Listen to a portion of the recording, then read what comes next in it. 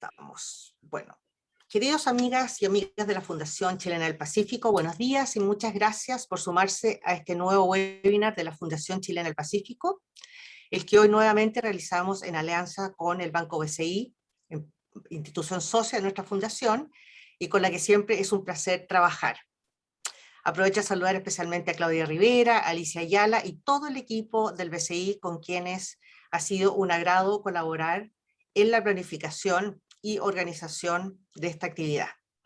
Soy Loreto Leighton, directora ejecutiva de la Fundación y también moderadora de la actividad de hoy, la segunda que dedicamos en la Fundación al potencial de recuperación económicas de las pequeñas y medianas empresas, en este caso por medio de los esfuerzos para aumentar su internacionalización y su capacidad para exportar.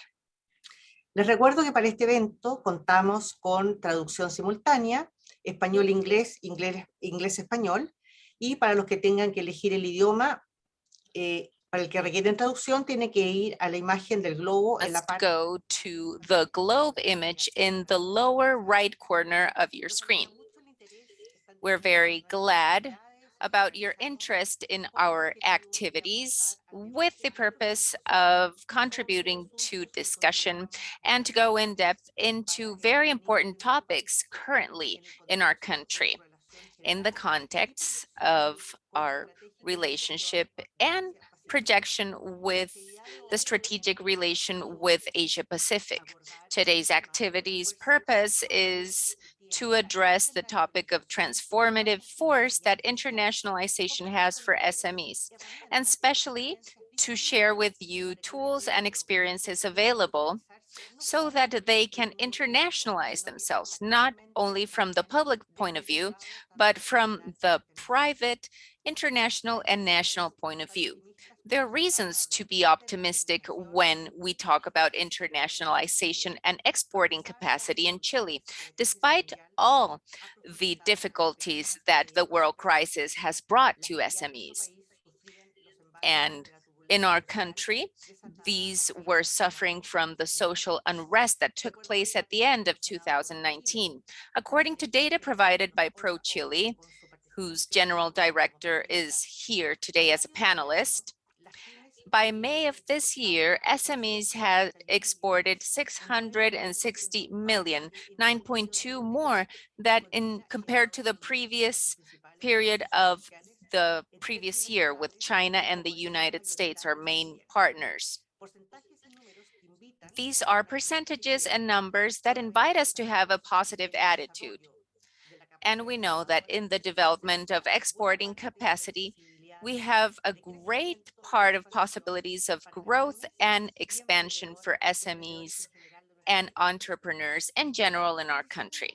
And to go in depth into this topic, we have invited a top-of-the-notch panel. First, we have Diego Yarur, who is the manager of the Corporate Development Division, International and Sustainability of BCI Bank. He became part of this bank in 2006, and he's currently focused on the challenge of promoting all SMEs in Chile and leading the process of internationalization and relation with stakeholders of BCI. His experience outside of the bank took place in BCI Miami, Santander Investment Chile Limitada, American Express Bank, and Empresas Jordan. We also have Mr. Jorge Orion, General Director of ProChile, who joined it in 2018. He is the former ambassador of the Federal Republic of Germany. He has been an entrepreneur, general manager, and he has been member of the board of companies such as Fleischmann, Keffer, Suyet, Digtuk, Mountain Partners, and he has provided consulting services to Kuehne+Nagel and BHF Bank. Then we have Ms. Lisa McCulley, CEO of Global Trade Professional Alliances in Australia. This institution is one of the NGOs with more prestige in Australia and provides support for capacities of development of international trade. She was also the former executive director of ECA. Then we have Nicolás Leal, founder and CEO of Lab Marketplace, who he founded in 2017 to facilitate Latin American brands to sell in global marketplace. He has achieved SMEs to sell in international markets through sales and platforms such as Amazon USA, Amazon Europe, eBay, Walmart.com, Sears Marketplace, Alibaba Group, among others. And finally, we have Sergio Liman, who is the chief economist of BCI Bank. And until 2001, he was the manager for international analysis in the central bank. Before, he was chief of economy and international finance of the central bank. Thank you very much once again for joining us. And now we will leave the floor to Sergio Liman, who will talk about the general outlook of financial situation in our country. Thank you very much, Loreto, and thank you very much to the foundation. These are very valuable instances to share different points of view, particularly in this case regarding SMEs and how they could integrate to global economy in a better way. Let me share my screen. Give me a second, please.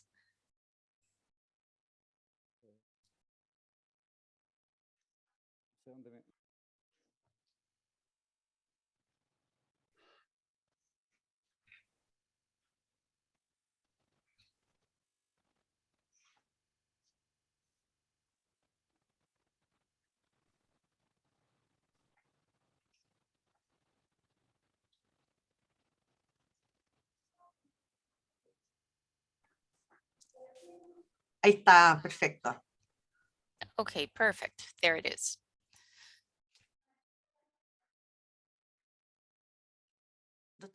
Está sin micrófono, Sergio, perdona. Your microphone is muted, Sergio. Ahí sí. Yes, now we can hear you. I was saying that Chile has an exporting vocation naturally.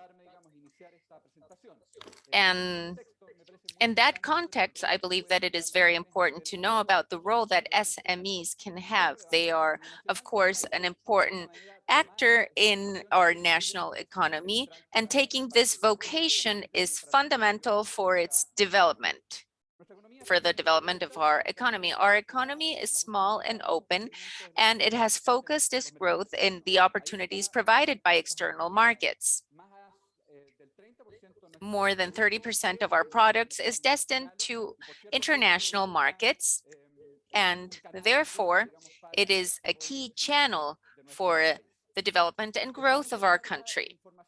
Although this is information from the previous decade that was collected by the Ministry of the Economy, SMEs represent only 2% of our total basket, and that constitutes an opportunity. These are great exporters, and there is a huge opportunity for SMEs, understanding that opportunities for our country are naturally in international markets.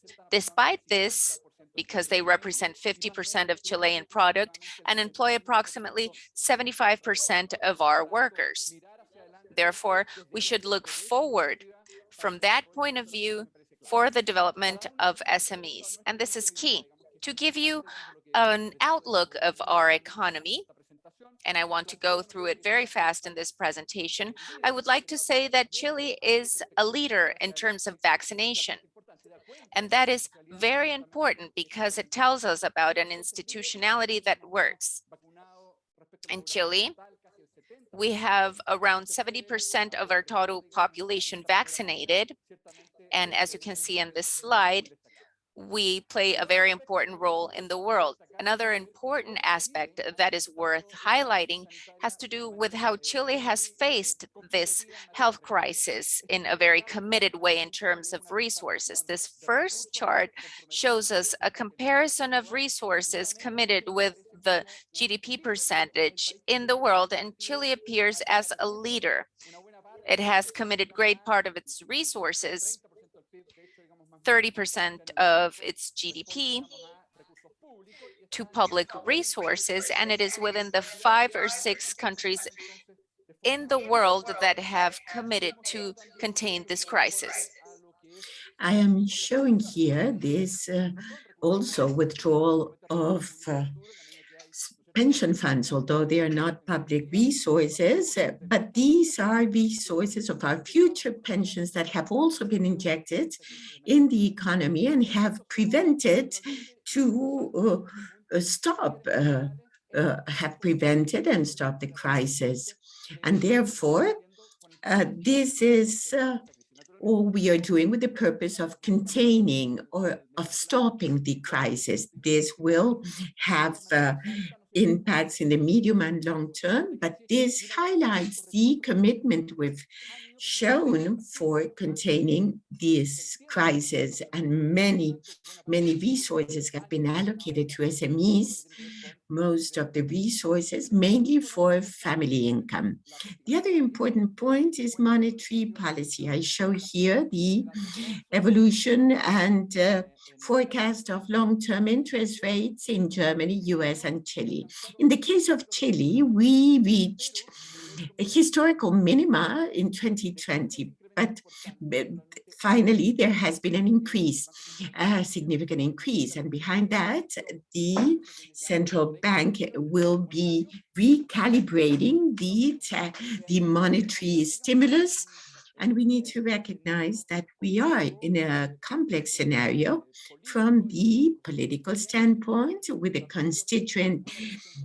constitutional process with some development, and that political pressure has been reflected in Chilean prices, or interest rates has grown significantly in longer term, but also in the exchange rate. This is something I'll refer to at the end, because it does have fundamental implications for this export orientation. The US interest rates have gone a bit higher, same as treasury bonds of Germany, and this accounts for a powerful monetary impetus that has allowed for rapid recovery of world economy in spite of a very dark future we saw some years ago, where we were considering the effects of the pandemic on economy. Economy is rapidly recovering. China already reached the pre-pandemic level in the middle of 2020. That is the red line on the left side graph. In the case of the US, we are saying that towards the end of 2020, it reached pre-pandemic activity levels. Favorable prospects ahead. In the case of Europe, we know that at the end of this year, we'll reach the pre-pandemic level. And globally, the green line also refers to this recovery. And therefore, that means we have global opportunities. On the right side, there is a summary of the growth perspectives. Very powerful in the US, growth prospects. It is one of our main trade partners, also China, most powerful, also, although deceleration in the recent times, but these are important opportunities for our growth and future development. Chile has been recovering. A while ago, we heard what was the growth rate of the second quarter. The IMASEC, Monthly Economic Activity Index, there, you can see it. In May, June, we had pre-pandemic levels. That is what we had at the beginning of 2020. That means that the resources that have been committed, allocated, account for a powerful recovery. Also, we have national accounts data. Private consumption in the second quarter grows almost 34% year after year, a powerful figure. That means all the resources that have been committed. Very briefly, I want to say that banks in this context have played a key role. What I'm showing here is the monthly economic activity index, the blue line. Now the orange or beige are the real loans, and what shows here is that these loans went up, and that means facilities that were built, enablers from the central bank and other channels, accounts, or special credit lines in order to support the SMEs. And as never before, a very high increase, 16% in real terms of loans, whilst and that allowed for facing successfully the crisis, allowing for this establishment and settings of SMEs allowed them to move forward in spite of the health issues. There was, and then there is a high liquidity, and the normal relationship between loans and IMASEC, the index, will be reached in 2022. But the role of banks has been outstanding in this process. And in Chile, the exchange rate has depreciated. On the left, you can see at the beginning of the year, 0 is the beginning of the year, and the Chilean peso has been the most depreciated one globally. And that, of course, has to do with the political uncertainty, with some elements associated to the constitutional process that really raises some concern. But it's important to put it on the table. This constitutional process should lead towards dialogue and agreements. We hope that that will happen, and therefore this political uncertainty that is important and strikes on the exchange rate should be more moderated, and that is key for the exporting process, and that is that the exchange rate be at 740, 730, which is a high exchange rate compared to history. That you can see it on the right side. It's the real exchange rate, but inflation adjusted, the one that really strikes or impacts on in the pockets of exporters. But there is an opportunity, a valuable opportunity for the SMEs so as to be oriented to export markets. These are competitive. Hopefully, this exchange rate will be stabilized in higher levels than historic levels because there are structural changes in our economy. A public debt over GDP that is higher, a growth, although there has been a decrease of investment of FDI as a percentage of GDP, but this more depreciated exchange rate presents opportunities for the exporting process. So these are the main trade partners in exports. 30% of our products go abroad. China, the most important one as trade partner, US as well, Latin America around 10%, EU 9%, sorry. So it's important to understand our opportunities are focused there, and the idea is to reach successfully those markets. On the right side, you can see that the main products we export, and there it's important to see that SMEs are mainly in accordance with a survey and analysis of the Ministry of Economy some years ago. They are mainly oriented to the industrial sector.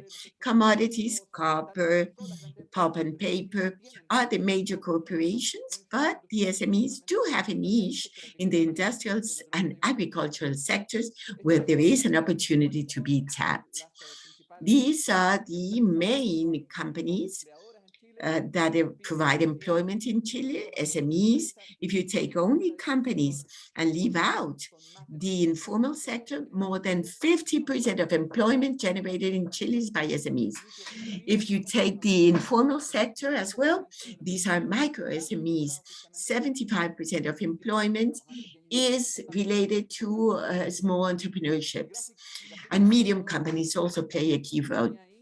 On the right side graph, there is an opportunity there for women. Women do play a role. They account for 40% of the labor force, mainly in all segments, except in the micro enterprises. It is there where women play a much more important role. So they have to play a higher role in larger companies, but there is an opportunity, important opportunity for female labor. The SMEs operate in a broad range of sectors. In the left side, we have total companies where you find most of the companies are linked to retail, financial activities, manufacturing, and other services. But the right side graph are the SMEs and micro SMEs. What it shows there is that they're in a broad range of sectors than the rest of corporations or companies. And also this is a major opportunity if you consider development perspectives ahead. Revealing figures, I was saying, here they export approximately, or major companies, 98% of total, SMEs only 2%. Of course, there is tremendous opportunity there. Exporting SMEs have grown less than the total SMEs. This you need to seek. We need to seek export orientation for SMEs. Opportunities are in the global market. We are a small country, a small market, so we need to look ahead, outside.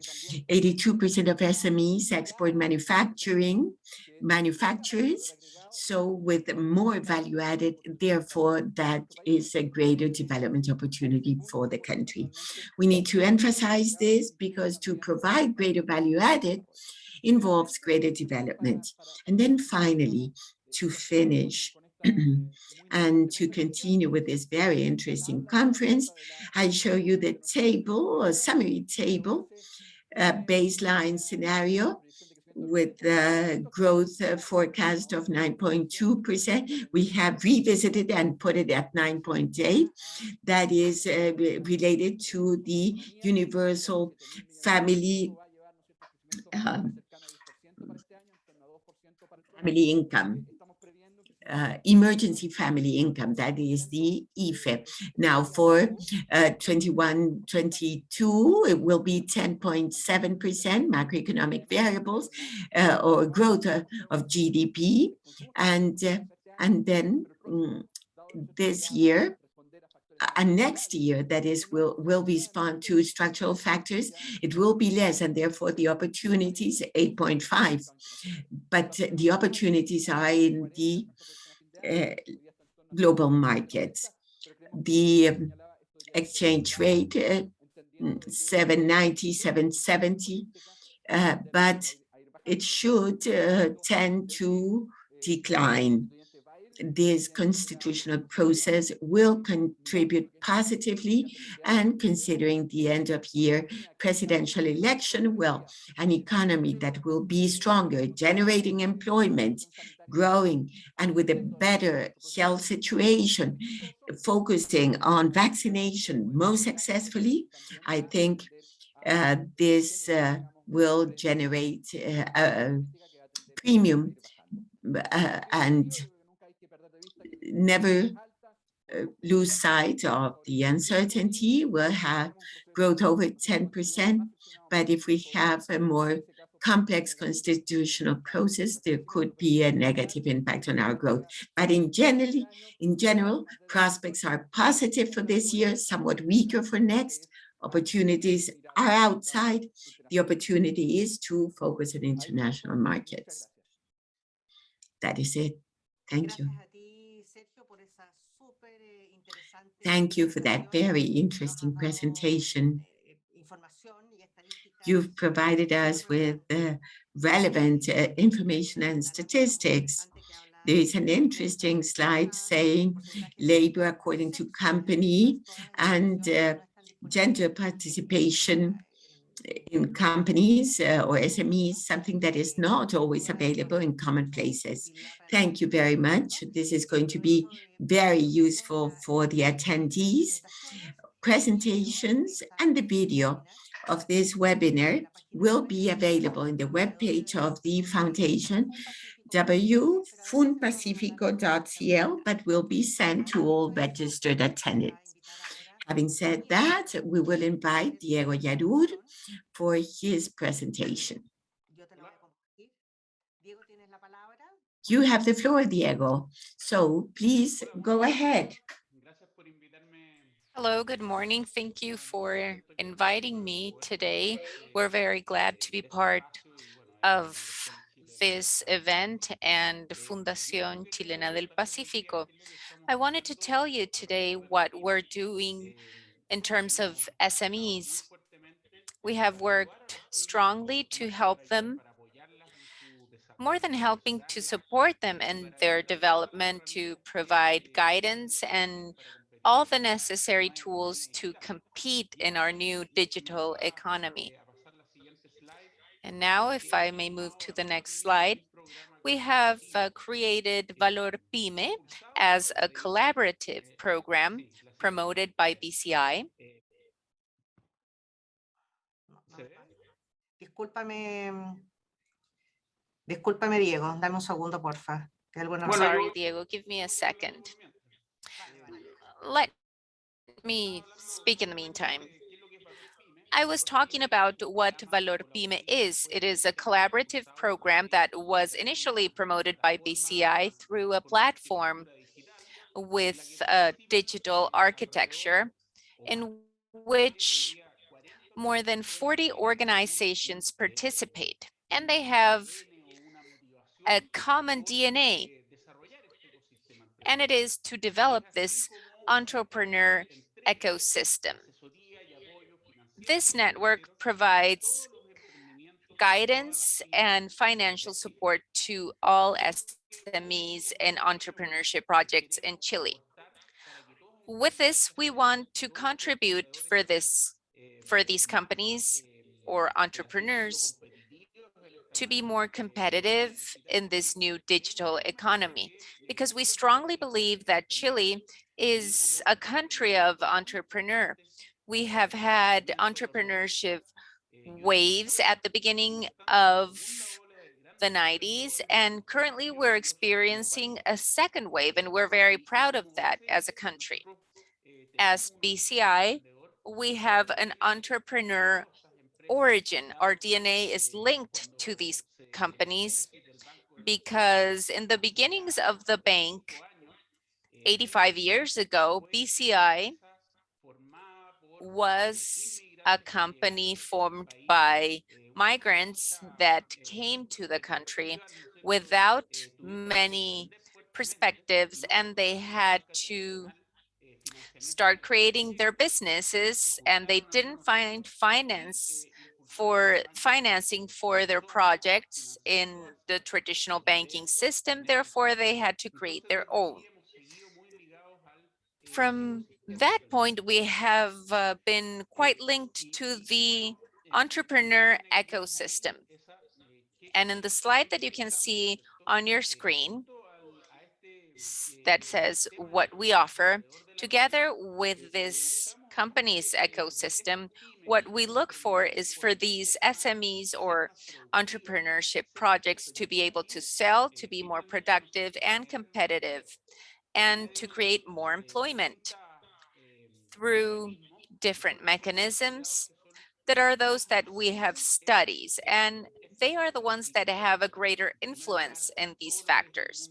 First of all, we have the world of knowledge, training, the different tools that are needed to move forward and become more productive. Also, business networks and the importance that mentorship has in these processes.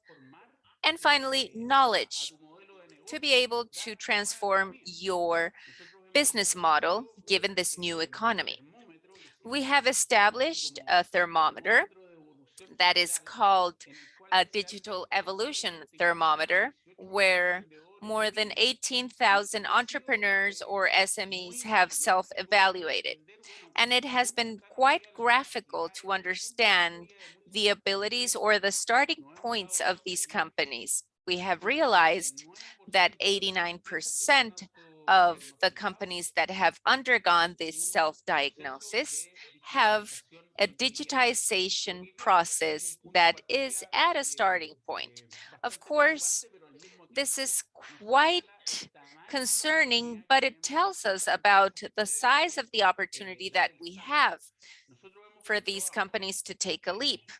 We have proven that SMEs that practically do the same, that are in the same line of business, and that differentiate each other from the fact of being digitized or not, when we have the one that is digitized can sell up to 5 times more. And this is because it accesses new markets, new business channels, and this is vital to become successful in this new economy. Talking about Valor Pyme, I would like to say that it is completely open. You do not need to be a client, and any entrepreneur or SME can be part of it. Which are the organizations that are part of this ecosystem? Here we have a huge variety. We have governmental institutions, large technological companies, trade unions, associations, a lot of digital startups, and among all of them, we have all recognized that we cannot do it all. So gathering all these efforts and putting them at the service of SMEs in one single platform is something very valuable. So Valor Pymes is comprised of many, and it is available to all. This is the message that we want to convey to companies, SMEs, and entrepreneurs so they can develop themselves in this new economy. All of these organizations are part of this ecosystem, and they have their own capabilities and expertise, and they contribute differently to this platform. Currently at Valor Pyme, we have around 130 or 140,000 SMEs or companies to consume these different services, training, mentorship programs, etc. Our goal is to reach 200,000, and last year we made an impact. We incorporated 25,000, and therefore we will have a very accelerated growth during this year. Why did Valor Pymes, why was it born? It is because the country needs entrepreneurship to reactivate its economy. We all know that SMEs and entrepreneurs are vital to reactivate the economy and also to offer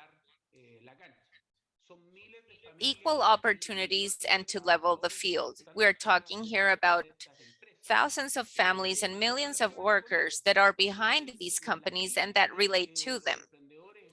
Therefore, SMEs and entrepreneurs are in the base of society and are a vital element for us as a vehicle of social mobility.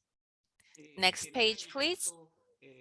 SMEs create a lot of employment, most of the employment of the country. In fact, they are a very important part of the GDP. 95% of companies currently belong to this category, and so on and so forth. Here, there is a lot of information, but what I want to convey today is that the role of SMEs and entrepreneurs today is key. And it is key for countries to grow based on a dynamic and economy with equal opportunities. Next slide, please. I already mentioned this in terms of what SMEs need. Here we have the most important things that they need. And it is very important for us to show you that we're placing all of these needs in one place to make SMEs grow at the service of SMEs. And we hope that this is a contribution together with all of our partners so that we can help in the country's reactivation. Next slide, please.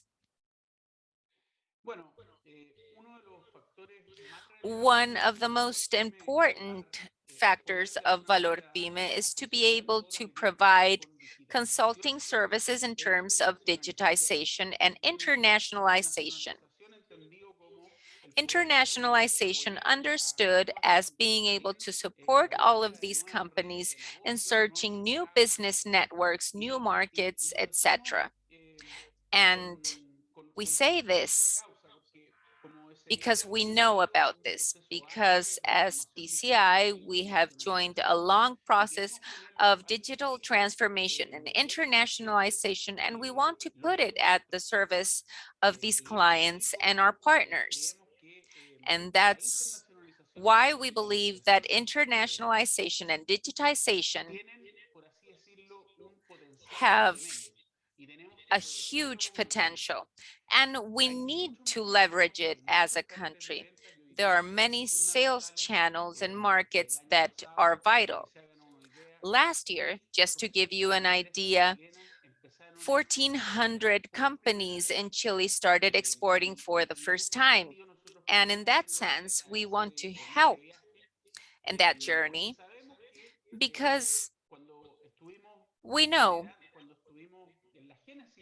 that when we were at the birth of Valor Pymes, people told us that that was one of their main concerns, to have the support to create more and better businesses, to explore new markets and new sales channels. Many people told us that they didn't know if their products or services were exportable. And if at some point they were going to be able to reach other markets, because currently they were only selling in Chile.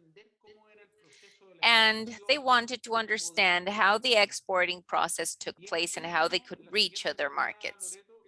Next slide, please. And that is how we partnered with Lab Marketplace, and Nicolas will tell you about the program that we have together. And the idea was to create a program called Exporta Digital 2021, where we could promote internationalization of entrepreneurs and SMEs, and also sales through international e-commerce of all of these products and services provided by SMEs. And that at their origin, it is so hard for them to reach other markets. What we do here then is to support all entrepreneurs that have innovative ideas with different tools for them to be able to export and activate their offer and to reach international marketplaces in North America, Asia, Europe, and you know them better than I do. Amazon, Alibaba, Etsy, etc., and that are so important because they open an enormous market for the world. Nicolas will tell you a bit more about this, and I just want to tell you that we did a calling to different SMEs and entrepreneurs in Chile. Around 150 companies participated of this application process. 15 were selected, and we're going to work with them in a very deep process of 8 months. And it has a series of stages where we will learn concepts of logistics, exporting, marketplace activation, and finally a digital marketing strategy and artificial intelligence that can help us to focus the sale of our products to be more effective in these marketplaces. That is all that I had to say today, Loreto, and to the entire audience. Thank you very much for the invitation, and let's continue. Thank you very much, Diego. Thank you very much for sharing your experience at the bank in terms of supporting SMEs and entrepreneurs in this internationalization process.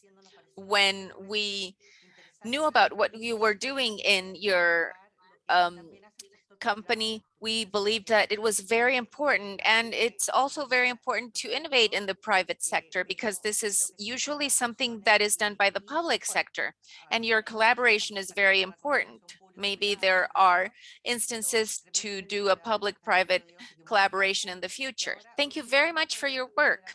And now I will give the floor to the director of ProChile, Jorge Orion, who will be talking about the programs and initiatives that they have developed to support the internationalization process of SMEs. Thank you, Loreto. Greetings to all who are in Chile and abroad.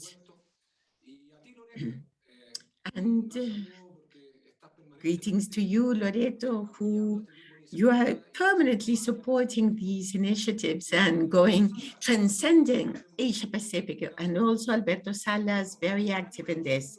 3 years ago, when I took office in ProChile, I had the task of modernizing the institution.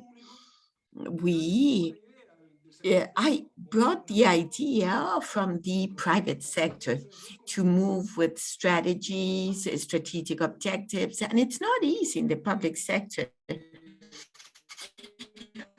because obviously there is a different outlook. There are no incentives as in the private sector, and you need to focus on concrete leaderships. And therefore underscore there the professionalism of ProChile. We are 600 workers in each region of the country, and we have 56 offices throughout the world. 56 offices. If we were a private company, we would be the one with the largest number of subsidiaries abroad or branch offices. And when a company approaches ProChile and says, I want to export my goods to that place, and then you ask why. We have prepared and trained our people, 250 diplomas with a Catholic university in different areas. So before setting our mission objectives, we said, what is happening in the market? What is happening in Chile? International variables, a trade, a war, or a social unrest? And what happens in the economy? So we saw the different variables, and we placed ourselves in an uncertain scenario where the conventional, traditional way of dealing with things changed significantly. We developed new skills for our people because they are the ones that need to bring about the changes. They need to be trained, because how to move forward if you don't have prepared people? And pandemic accelerated what we're doing 2 years back, and it is the digital transformation with a new form, a new way of doing trade. International trade changed for SMEs, where you have new opportunities. It's not only it's not enough to have business roundtables or business fairs or business missions or visiting missions. No, you can do everything now digitally with a more inclusive trade and taking care of our planet as well, and developing new business models in order to have successful internationalization. Therefore, ProChile has not been alien to this process, has undergone a tremendous digital transformation, and we have changed our programs, services, supplemented them, and a new strategic access that is sustainability. We have a new department for the last 2.5 years, innovation, one of e-commerce, digital transformation, And we created more inclusive departments, given that today we work with 1,200 business women and with companies of native peoples and indigenous peoples. So, next slide. I want to refer to two topics. One is this general context. What's the role of SMEs in this general context and as a factor of growth? And secondly, what programs and services can we offer to the SMEs? We are champions to make diagnosis and to say what we need to do and how or why. But a different story is to land it all down, is to be there with the private sector and produce changes from the state. Yes, and we can have this relationship. Here, I share what Diego was saying. Why to become internationalized? Why? Because it allows you to reach a larger number of markets. Leverage billing. Number three, to have access to better prices. Competition, it's difficult for competition here, but there is a gap there. Three, acquire experiences and partnerships. Today, we have the possibility of partnering. Number four, to compete internationally improves competitiveness, productivity, efficiency. We play in the senior leagues, more education, better services.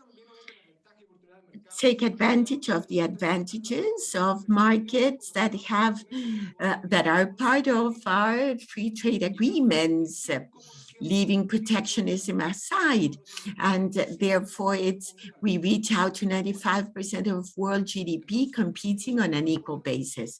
So indeed, this is a tremendous advantage of Chile, all these FTAs, and also to seek longer-term development. All of this in this new international framework, new order of international trade. And thus, I want to say that the entrepreneurships need to be global, because pandemic and the offer of and climate change are giving a basis so as to approach global problems. E-commerce, as Diego was saying, with a 2-digit growth rate, e-commerce emerges as a new strategy. And therefore, for that, SMEs need to train for e-commerce. They add a lot of value to their products with that. And digitization, we have there an enormous challenge. Innovation, that is why these departments have been created. That is why I approached Corfo in 2018. Out of 10 entrepreneurs, when they internationalize, 9 fail, only 1 survives. Therefore, and we have offices abroad, and we created programs as Global X. We are going to internationalize 40 entrepreneurs, and sustainability is today, it's not something in vogue, it's a need, it's here to stay. Today, the Sustainability Council of the exporting sector is key, and therefore food exported by Chile needs to be based on sustainability. This was at the forefront at 2 years back, but today is something needed. In the FTAs, we see countries, developed countries, that do not consume food products when they come from certain communities or economic groups or countries, that because of social traceability or sustainability. It is a key subject. How do we do this? Next slide, please. We have services and programs for this. I said we have 16 regional offices, 56 world offices throughout the world. And we have these networks in order to generate supply and demand.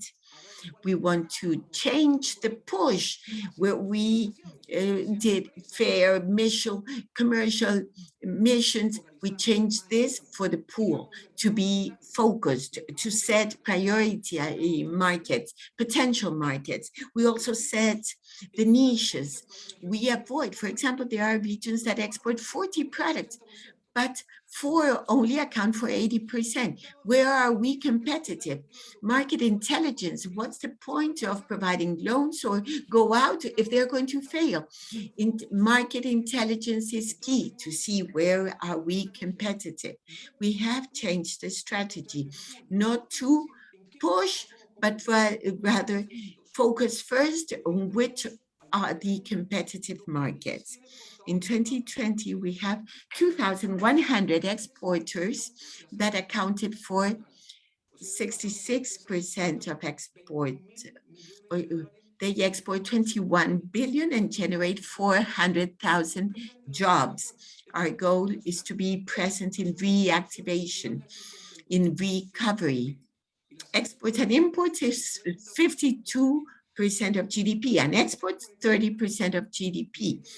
42,000 companies, directly or indirectly, most of them SMEs. Those are our partners in ProChile. That is why the work we are developing is so important with partnering with the private sector. We charge zero. This is a service that is provided for free. This is a matter of pride. This digital transformation I was referring to, we've been working on this for 2.5 years. I thank the budget area that believed in us, and we are going to be the first public service that it's going to be 100% digitized, to have information and management there. We have information right away in each region, in each market. And for that, in order to adopt good decisions, we are going to be the first agency of export promotion, investments, and tourism support at Latin American level. The first one leading there. And why? We are based in this strategy for SMEs we are based on 5 axes. First, market intelligence. We've repeated this very often with data warehouse, training of our officers, having a tool to visualize, and data analysis. It's so important, the agreement we have with customs. Number 2, platform of events and intellectual training, where we develop virtual fairs and virtual areas for export. When I say virtual fairs 2 or 3D, we have had one on sea products. 150 importers, 80 exporters, 2-day business for $80 million. And what was the cost? Only 4 million pesos. 500 meetings we had, and that is the role we are fulfilling. And that is why it's so important to be in this, because SMEs sometimes don't even have money to pay salaries at the end of the month. So we need to approach them like BCI is doing, SOFOFA, in order to train these SMEs. E-commerce is the third axis, insertion in the main marketplaces. We have in Amazon, JD, the third most important platform, the largest one of China, has chosen us partner of the year, a matter of pride. So all of this is key. SMEs don't have to travel, but they need to be trained. Fourth axis, digital services for the customers. This is an online system for companies that are awarded the business, a system of diagnosis, a digital library where you will find everything, videos, and a new website. For 1 year, you can go into the website, crotile.org.cl, and the one click, it's important when you have an importer or an exporter. They took like 3 weeks to contact us because of bureaucracy. Today, it's only 48 hours. Through a QR system, we can connect. In 48 hours, the supply connected with the demand. And finally, digital tools for management. La oficina externa, el cero papel. Hoy día no hay secretaria en ProChile. Today, there aren't any secretaries in ProChile. They were trained again. Today, zero paper is for all administrative work. That is for massive training. There are 16 virtual machines to avoid the work of 180 people and flows of online purchasing. And finally, the help center that is more customized for our importers, for clients to find information on ProChile, sales, to have a self-service center with the most frequently asked questions, and that's why we are implementing this new customer service area. It's very important for people to get to know about this, for them to continue working together with us. And before finishing, I would like to move to the next slide.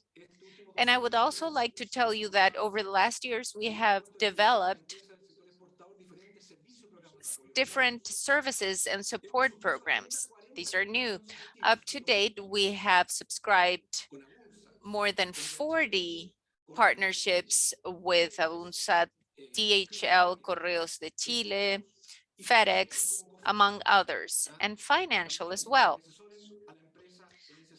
to provide support to companies in that sense. And all the clients of ProChile that are not charged can acquire all of these services. Then we have a management of international demand with one-click import that captures the interest of importers for Chilean offers.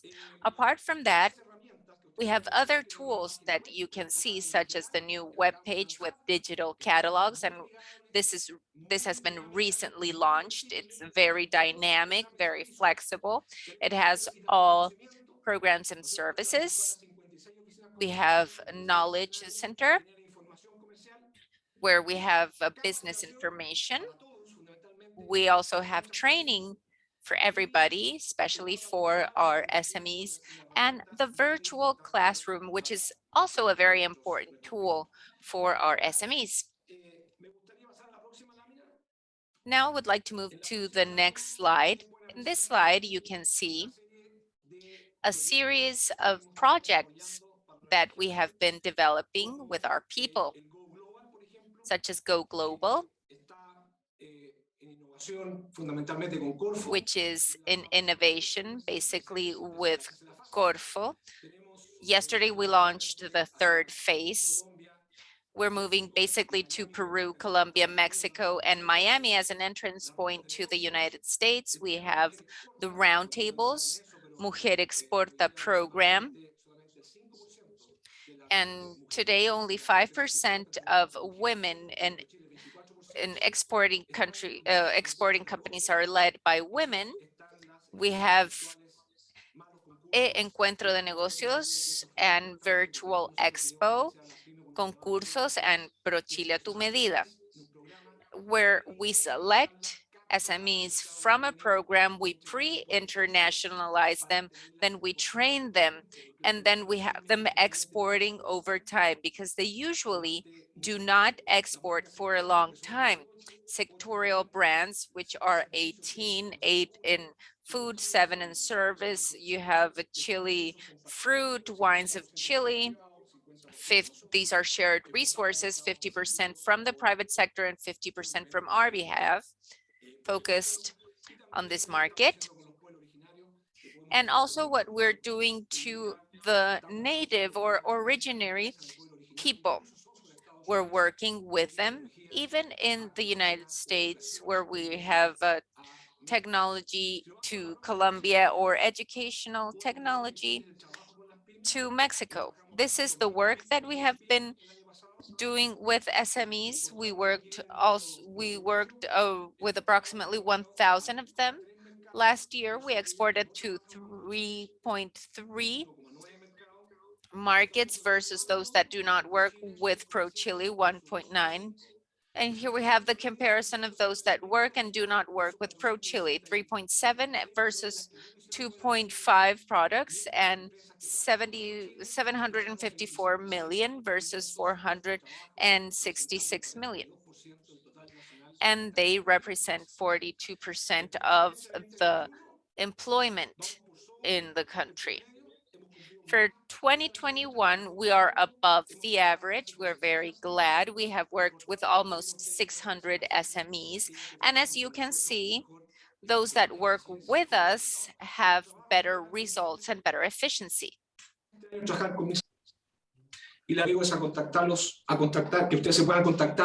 we would like to encourage you to contact us through our regional offices at Pro-Chile. Thank you very much. Thank you very much, Jorge. That was a great presentation. You have been doing a remarkable job, very much needed for SMEs. We have seen many comments in the chat box thanking you for your work, and also thanking the presentations of our previous speakers. Now I would like to give the floor to Nicolás Leal from Lab Marketplace, who will tell us about the program that they are working together with BCI to internationalize SMEs. Nicolás, the floor is yours. Thank you, Loreto. Let me share my screen.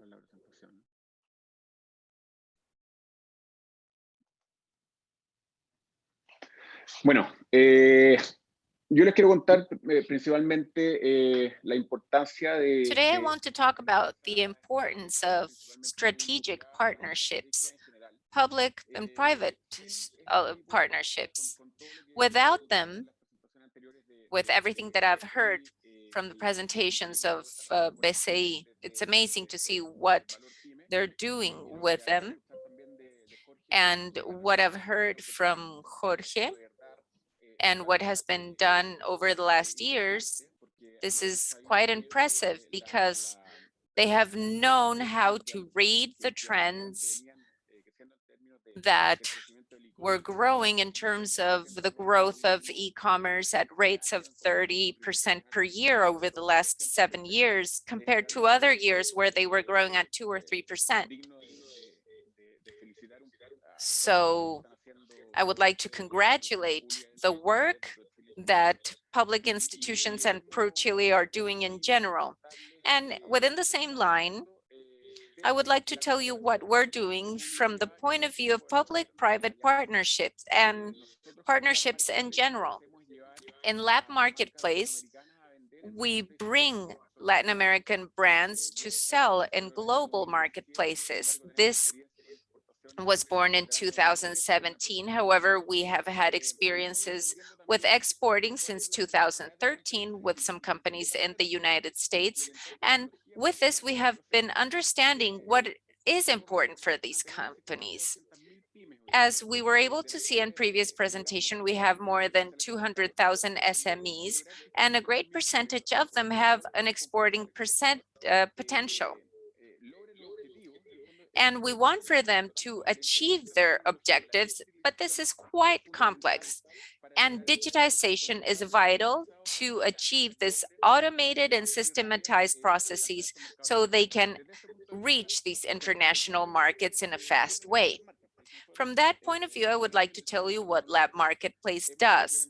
With technological development, we have implemented the support to SMEs and large companies as well to reach these international marketplaces such as Amazon, eBay, Etsy, etc. And what we do is support companies from the pre-exporting process with a logistics process, and in the implementation process in these global marketplaces, such as those that I named before. And through the implementation of technology, achieve this automation for sales. In the journey of the producer, it starts with a pre-exporting stage. They need to be prepared to export in terms of regulations, packaging, what Jorge was mentioning, market research and a stage to have all the necessary information to be able to understand who are your competitors, at which price you need to go into the market, where you will find opportunities, because you probably shouldn't go and sell dried fruit to California because they are the largest producers in the world. And with this, we need to understand where we need to head and the opportunities that we have. Then we have the stage of creating accounts and platforms. It's not a matter of creating products and just wait for them to be sold. There is a strategic process to create these products with, for instance, the most searched keywords and show the products. And the third stage has to do with logistics, which is the most important barriers for companies to sell regularly in these international markets. There are products that are logistically efficient and others that are not as efficient. And this logistics part is vital. Then once the products reach the destination market, they have a digital marketing implementation stage. And through artificial intelligence, we can place the products and make them visible, because when you create a point of sales in Amazon, it will probably appear in page 37 and 40. But it's important for us to appear in page 1 or 2, because we need to be visible and have placement tools so that our SMEs are visible in these platforms. And finally, we have optimization, the optimization of campaigns, and more than that, everything that has to do with customer service. These platforms lower your ratings and leave you out of visibility if you cannot respond to the questions of customers 24/7 and if you do not have inventory. Therefore, logistics is vital. Creating inventory is very important. If you are out of inventory or stock for a month, these platforms punish you and your rank is lowered. So a stock break can be very bad for you. And therefore, going into partnerships with FedEx or DHL is very important to achieve this challenge. Today, our platform does the following. We have a product with inventory in the United States. Through the use of technology, we publish these products in Amazon or Walmart.com, and then we receive all the purchases during one day in our software and the different places. Then we send the order to the warehouse where the products are stored, and then the warehouse manages the last mile. So through an inventory, we can add new demands in the marketplace. That is the great difference that we have.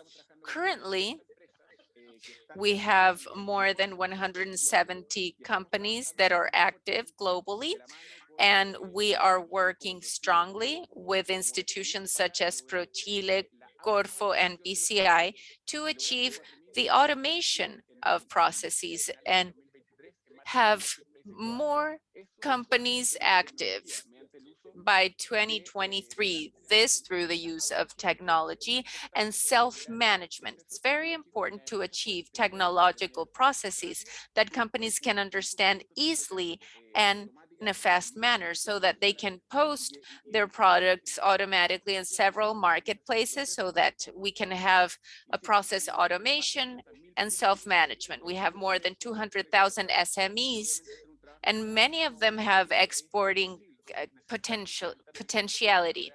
And we need to implement technology to achieve these objectives.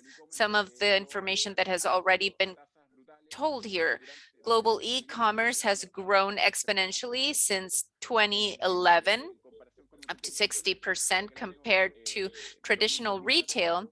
It is expected for 2024 to have $6 trillion in sales in these platforms. Currently, Chile is the strongest force in terms of e-commerce, which represents more than 50% of global online sales, and it is expected that in 2023, approximately 60% of retail sales in Chile are through digital markets. Currently, we are at 50%. So 50% are through online channels and 50% are through the traditional channels. So the invitation is to become part of this. This is for everybody. You can do it if you sell jam, if you have the necessary channels to sell at a marketplace. In the United States, approximately 35% of retail sales are through digital channels, but it is expected to exceed the rules of the traditional channels in a couple of years. As you know, the pandemic created a growth of 10 years and 3 months in this first quarter. And this is due to lockdowns and due to changing consumption habits, because people that were afraid of buying through platforms were forced to do so. And they realized how easy and fast it was, and the improvement in terms of price and time to just click and buy. And that created a very important impact in the US and the rest of the world. If we see Latin America during the pandemic has been one of the regions that has grown the most in e-commerce, very interesting. But however, we are still a 5%. Online sales account for 5% of retail sales. We are lagging behind, but the growth has been significant, and soon we will be in the same line. Some interesting figures of these surveys. Today, of internet or web users in between 16 to 64%, 55% has bought a product to the mobile phone, 55% of customers, and this is very important. This is across the board, all ages between almost 40% of people have bought products through their mobiles. So this figure says it's not the future, it's now. It's now. Everybody is joining in. The world is moving along those lines. And the world is ever smaller. Borders are ever more open to reach out to international markets. Therefore, the change of habit is here to stay, and it will be for all industries at different paces, but everything will be acquired in that way. There are some key concepts to highlight.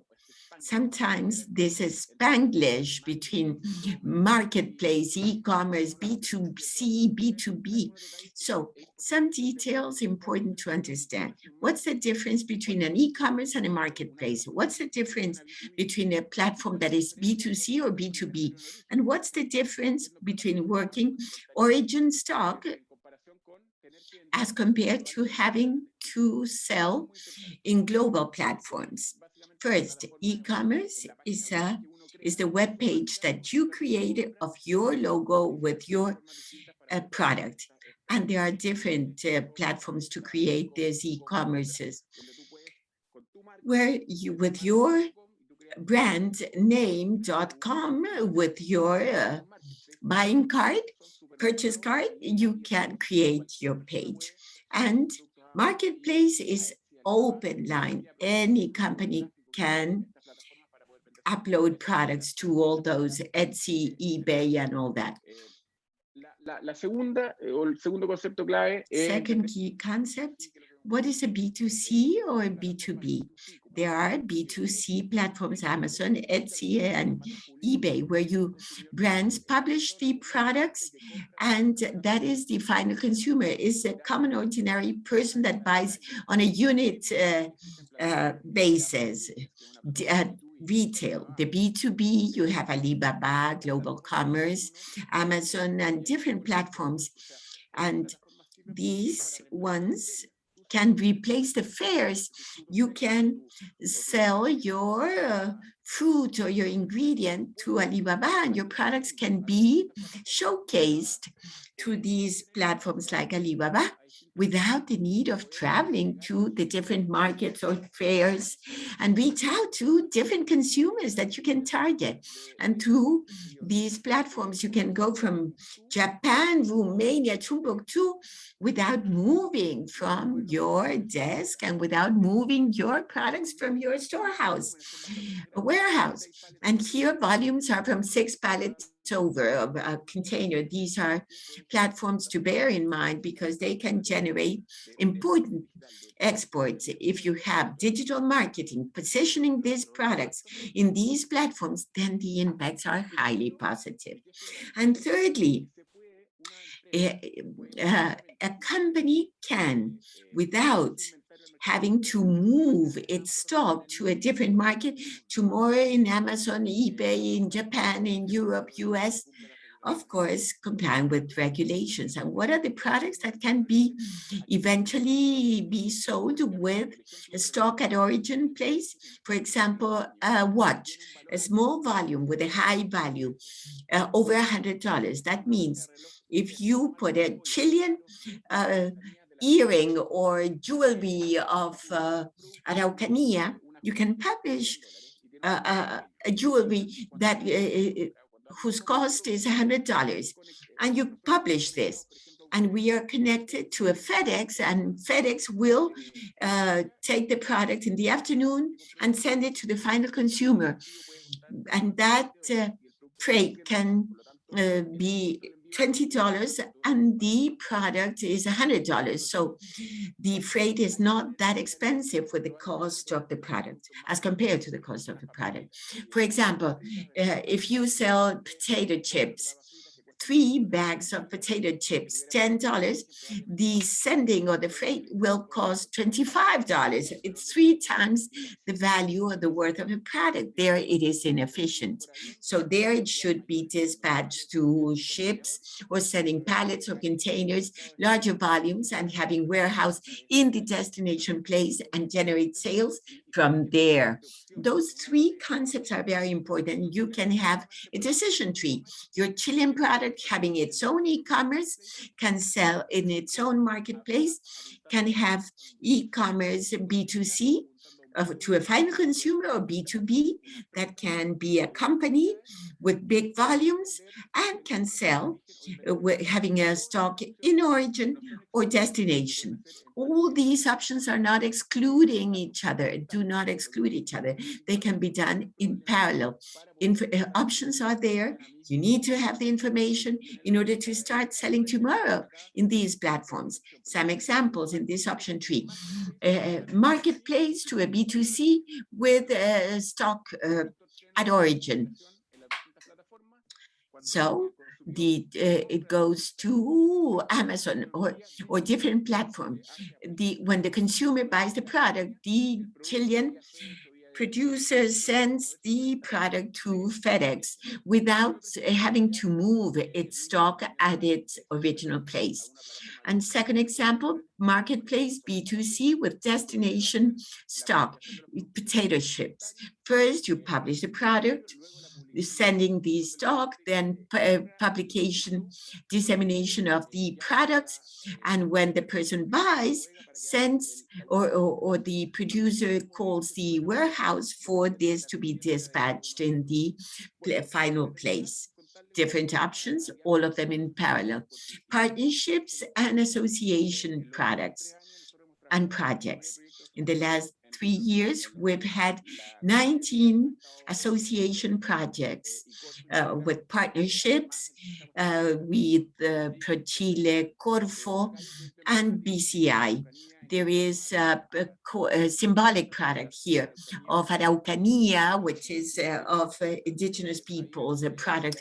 Micro, they had Mapuche companies with jewelry or woolen products wool products, and all the sales objectives were reached, and there is continuity. Once you have this, they continue selling in these platforms.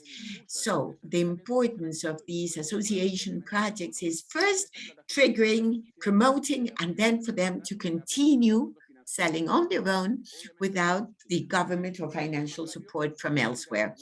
Now, sometimes if you want to go faster, well, you will need financing from banks or other sources, but at least they're set and ready. With ProChile, we signed one of the 40 partnerships. One, we are working together. The first month we closed this partnership, 14 Chilean companies joined the platform and went into this export process. These 14 companies, in 1 month since the agreement was signed, they sell in average $10,000 per month. So these 14 companies will generate $2 million of sales in e-commerce or marketplaces that did not exist before. And today, as a result of these partnerships or agreements, public-private partnerships, these companies have the chance to reach out easily, fastly, with the know-how that can be shared between public and private institutions. This is key. It's so important. We can really have a leap forward here. If 50% are mining exports, the other 50% in Chile are products, bulk products. The export of value-added products is almost non-existent in these statistics. Beyond wine, nothing else. What are we doing? We are betting in that companies of different sizes generating value-added to be exported and diversify our exporting grid or matrix. This is what we are doing, and the opportunities to sell in lab marketplace. Same thing as Exporta BCI, where 15 companies were selected, 40 were the applicants, but 15 selected, and the program lasts 8 months and contemplates different stages: initial diagnosis, leveling, activation in international marketplaces. And therefore, this is important because there are several institutions providing benefits to small companies, medium companies, and the idea is to diversify exporting matrix, adapting to new technological challenges. We create the product in the marketplaces, generate the export, move these stocks, synchronize sales so as to receive a purchase order in a centralized way to be sent to the final consumer, and finally generate a digital marketing strategy. Because what's the point of publishing the products and wait in your desk? No, you need to move to position and finally reach objectives. That is the road followed by these companies, and how important it is to have these partnerships among different institutions and players to leverage exports in Chile. Thank you for the invitation. Thank you, Nicolás, for your very interesting presentation. What you're doing is a clear signal of what private-public partnerships can achieve. We are so pleased to know that you are working with ProChile and with BCI. If you can see the chat, Nicolás, there is a lady, Rosa Roca. She wants to know how to contact you, and others in the audience that would like to know how to contact you as to have access to what you are doing. Tremendous help. I have a question for Diego. In the area of this public-private collaboration, in your Valor Pyme that you have it online already, can you include some ProChile tools and merge products of different things that they are doing in order to have everything in one single place? Of course.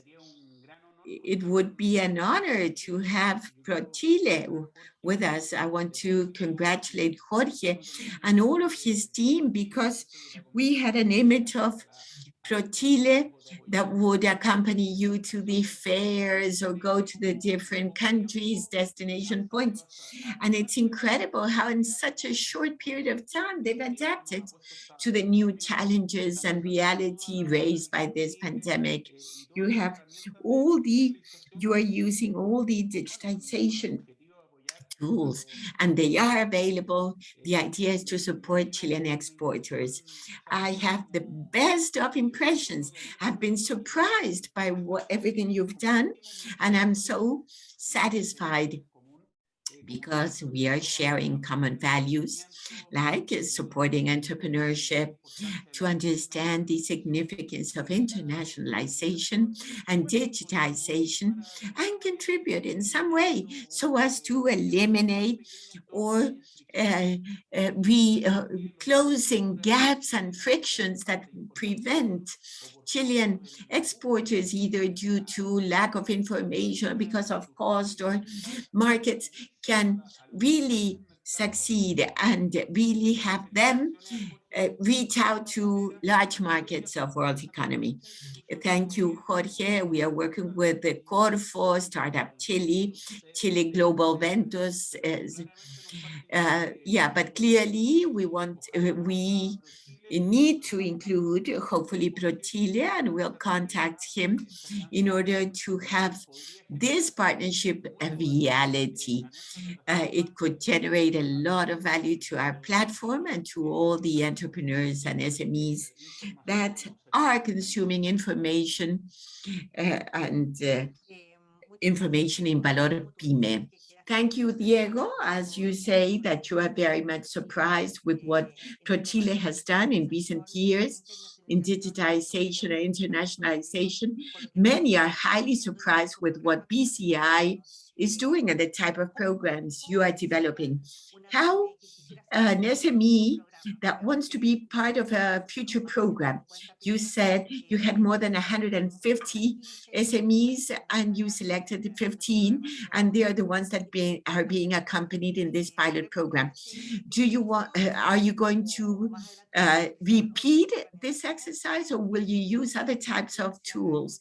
Because in the audience, there are many who are very much delighted and enthusiastic about this possibility of selling their products in eBay or Amazon. This is something they want to keep on developing.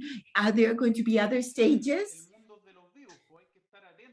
As people say, you need to be aware of this. You need to look for all opportunities. We do a lot of callings in Valor Pyme. And some time ago, we launched a program called Scale Up, where we identify around 50 companies that are entrepreneurs or SMEs that have the possibility of moving forward or scaling, because we saw that they had certain characteristics, and we put them into a very deep acceleration process, helping them with mentoring, with training, so that they could open up to new markets and they could get to know their products or services. And there are some other programs going around. Exporta Digital 2021 is a good representation of what the ecosystem can do, both for digital entrepreneurs, digital companies such as Lab Marketplace, with a bank, together with governmental institutions. And we can do it through this association in Valor Pyme. And here I would like to call all entrepreneurs that are interested in joining the programs that we're launching. Thank you, Diego. I'm sure you will have more candidates over the next callings, because you will become more well-known at Valor Pyme, and the smaller companies are more devoted to sell. They do not have much time to attend webinars And the more channels we offer, the better. I have a question that can be for any of you, but maybe Jorge could start. This is from Ignacio Arragada. How are developments being promoted to add value to SMEs exports, and how does the use of platforms is promoted, such as DEPA? First of all, I would like to take Diego's word. We are very happy to work with you because I worked as a general manager in a large company and I worked in an SME. And all competitors first need to train themselves. First, they need to change their models. SMEs are usually family companies, third, fourth generation. Many parents do not want to let go of their responsibilities and they want to do it their way. And as Nicolas was saying, the world changed. And this is not only in Chile. I saw this because I went to a seminar at Universidad Adolfo Ibáñez. Do you know how many cell phones there are in Chile? 27 million cell phones, more than inhabitants in Chile. And almost 70% of families are connected through a laptop, a tablet, etc. There are many people also connected through internet, broadband internet, when we're not even talking about optic fiber. And now going into the question, what we did was approach Corfo, and I told them mostly all those projects failed, internationally speaking. And we know that scales up need to grow and they have to move to a company with venture capital. So we said, let's do a soft landing. We were talking about Undurraga and e-commerce to Mexico. I went to a coffee shop to work. In Mexico, it's different to go to an office. That's what we do.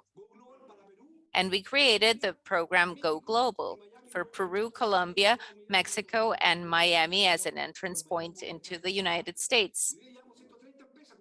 And now we have 130 companies with a lot of success. We are working with Global X in Europe. The business office that we have in Munich, Germany, is currently an innovation platform for the European ecosystem. 7 of the main 10 systems are located in Europe.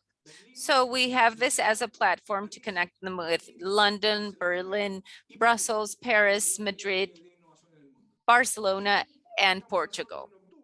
And we're launching it in October. We hope to move from Expo Uruguay to go to Global X. And we have 45 entrepreneurs in Europe promoted by us. So please contact us. We are open to innovation. There is a part that is understood for SMEs. The government and the state can support through Corfo, Cercotec, if it is agriculture through INDAP or EDEPA, but we are in the last part of the importing chain. And that's where you need to prepare yourself. It's not a matter of willing to go out. You need to look at the situation. You need to look exactly what is the tax legislation. Look at possible partners and companies. Also, banks. Banks are very important together with public resources. So I would like to congratulate BCI. We would be really glad to become their partners. That is what I can say regarding this topic, which is very interesting as well.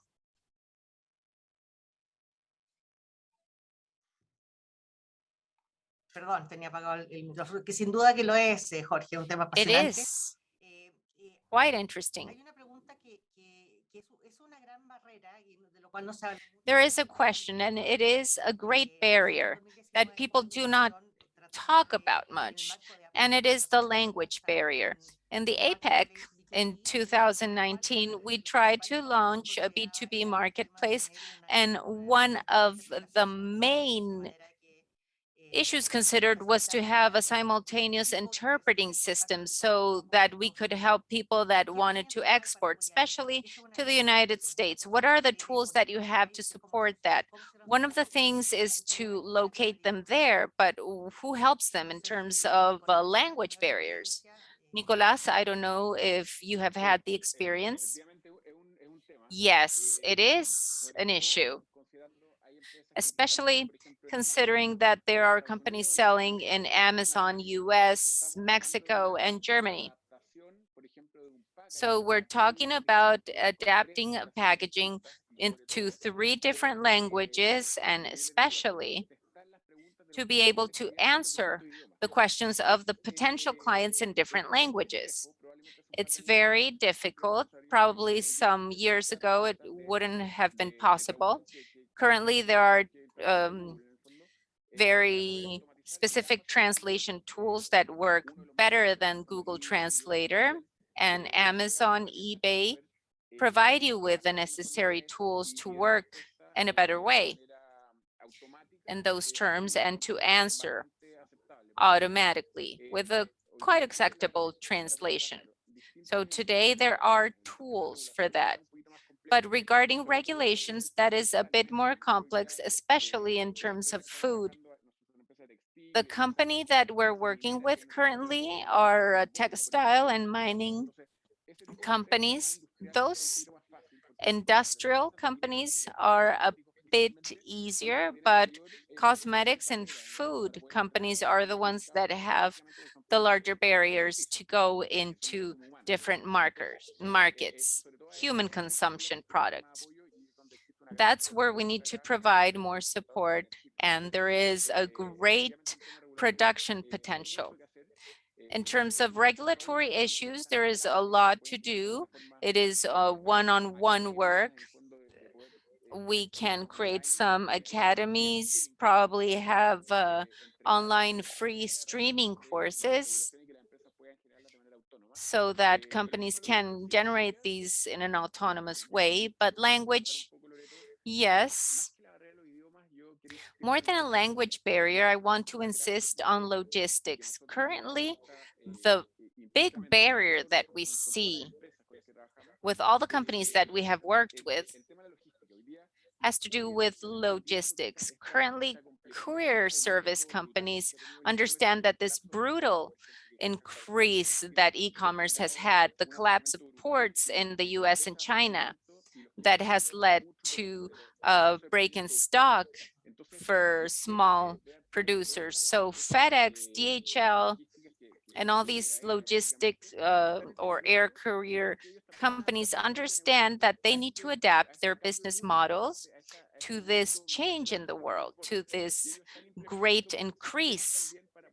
And they are adapting systems to lower their costs and not depend on these 2 months of lead time to take a ship, which is more complex for Chilean companies that need to have their inventory at the destination point than a stock break, because you prepare the purchase order, that gets to customs and it gets to the end client, and then it's 2 months. And that's the big problem that we have had with all the companies that we work with, because marketplaces punish you if you have problems with stock in 2 weeks. And it's not only for 2 weeks, it can lead to losses for several months. So you need to generate a dynamic supply chain to avoid these stock breakages. I believe that more than the language barrier, that is the biggest barrier, and the one that we need to address to become more efficient. And air couriers, for instance, need to adapt it to the new times, considering the problems that we already have with ports and ships. Thank you very much, Nicolas. And you just gave us an idea to create a new entrepreneurship with languages. Nicolás,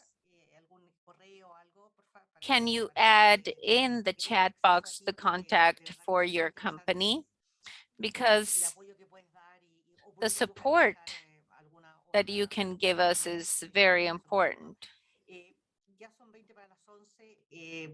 It is 20 of 11 already. I would really like to thank you for your time, but we must end this seminar. There are people that have other things to do. I would like to excuse our guest from Australia. She just communicated with us, telling us that she had a last-minute personal problem, but her presentation will be online. We will upload it together with the rest of the presentations into our website and also the recording of this webinar. And we will be sending the link to the email addresses of all of those that registered. Thank you very much for your presentations, for giving us an economic outlook on what is coming, to Diego for telling us the work that you're doing at the bank. I'm sure that a lot of people will be following you over the next events. Jorge, thank you very much again for being in one of our events. And Nicolás, I'm very glad to have met you and to have gotten to know Lab Marketplace. So without further ado, thank you very much, and I hope to see you next time. Have a nice day. Chao. De nada.